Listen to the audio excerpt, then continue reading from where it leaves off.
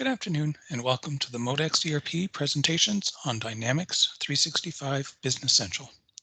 I am Brian Roberts, a senior consultant with Modex, and today I'm going to be talking about two specific things related to receiving.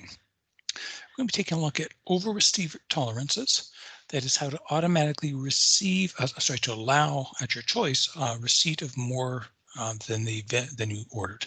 For example, the vendor ships more.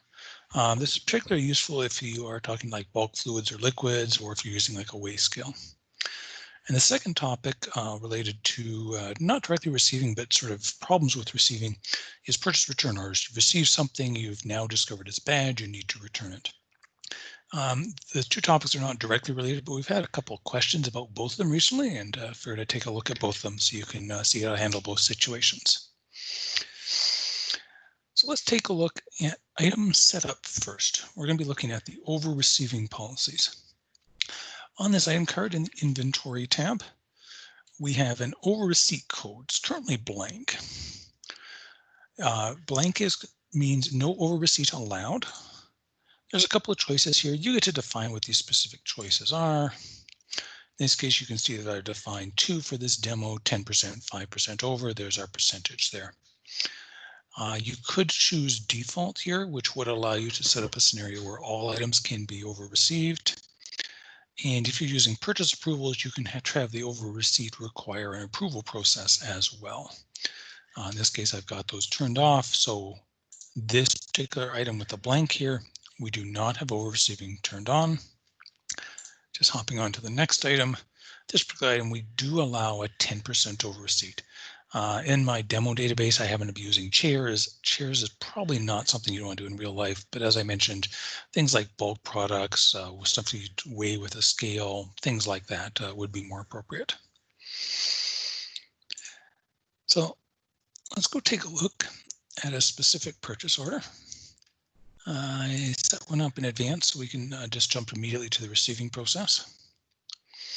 So on this purchase order, we've got these two items that I just talked about. We've got our quantity, we ordered 20 of each, and I'm just going to whip way over here to the edge. There's a couple of columns you may not have paid attention to before. The over receipt code did come in here from the item card, blank for the first item, 10% over here. This could potentially be changed on the purchase order, although that's pretty rare to do. It also can come from the vendor setup. So if you've got a bulk goods vendor, that's another place to set up.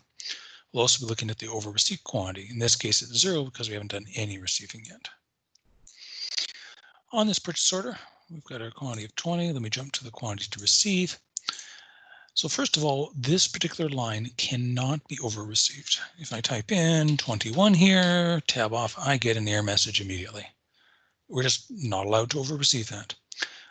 If the vendor did send you more and you did want to accept it, you would have to come back here and manually change this quantity to allow the over receipt.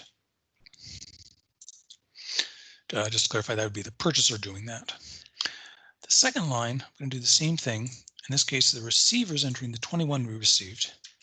Tabbing off it again, exactly the same as before. But because we have set up and allowed over receiving, a couple of things have happened differently. First of all, we get an informational message instead, telling us that we have over received on this specific line. Our quantity here has accepted that 21, no error message. Our quantity here has increased to 21. Our quantity here is 1. We've received 1 more than expected. So this is your history of what happened. How did we get to that 21? Come in here and look, and you can see that we allowed the over receipt on this item. Other than typing in that number and this informational message, that's all. That's set up the item. You can start receiving 21. You're off and running. I'm just going to post so you get to see some of the numbers and transactions that go through here. I'm going to do the receive first as one step. That puts your 21 in inventory. Notice our quantity to invoice is 21. Let me not forget to type in a number there. And doing a quick post there. We now owe the vendor, so as I open it up, we now owe the vendor for all 21 that we received. In this case, our over receiving policy meant that we accepted the additional amount and we are going to pay for the additional amount. So it is bypassing some of the standard processes, but this is your decision if you set that up on the item that way. So that was over receiving.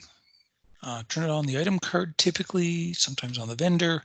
It allows your receiver to fill in that quantity more than 20 and lets the normal process flow through. As I said, useful for some items, not appropriate for others then. So let's take a look at the second scenario, purchase return orders. So this is a different scenario. We received the stuff, we put it away in the warehouse, we are happy with it. Oops, let me jump to purchase return orders. We're happy with it, and we've now opened the boxes 2 days later and we've got a problem of some kind. So now we're talking about returning something after it has been received. The return can be for the full quantity, or it could just be for a couple of the items you received. If there was just one damaged box or something like that. So I've opened up the purchase return order screen. I'm going to go through what starts out as the same thing as the purchase order process. The screens do look very similar. And I could, if I wanted to, manually fill in the item number that we're going to return, fill in the quantity, fill in the price, all that stuff, normal stuff, the same way you do in a purchase order. Or we can take a shortcut. Get posted document lines to reverse. What this does is it lets us grab the details from a purchase order, or something to be received to be more precise, and fill in the lines automatically. There's a few advantages to doing this, so this is typically the way you want to go. We're specifying that we are looking for invoices. It's already filtered for the particular vendor. There's a couple options here I'm not going to go into all the details with, but basically down here on the bottom, you are choosing and saying we are going to return this specific line. And I probably clicked on that a touch too fast. So there is 3 things that have happened here, 3 advantages to manually typing in stuff. First of all, there's the line with the item, quantity, and price. It has filled in a couple of comment lines. So we've got a reference to the original invoice number, receipt number, and stuff like that, if you need that history. Second thing it has done is it's filled in the quantity and price from the original purchase order. If your prices have fluctuated, this is the price on the PO, not the current price. And the third advantage, if it applies to you, if you have lot tracked or serial number tracked items, it will have filled in the item tracking lines with those lot or serial numbers, so you do not need to manually retype them. So nice, quick sort of method. This purchase return order is then ready to go.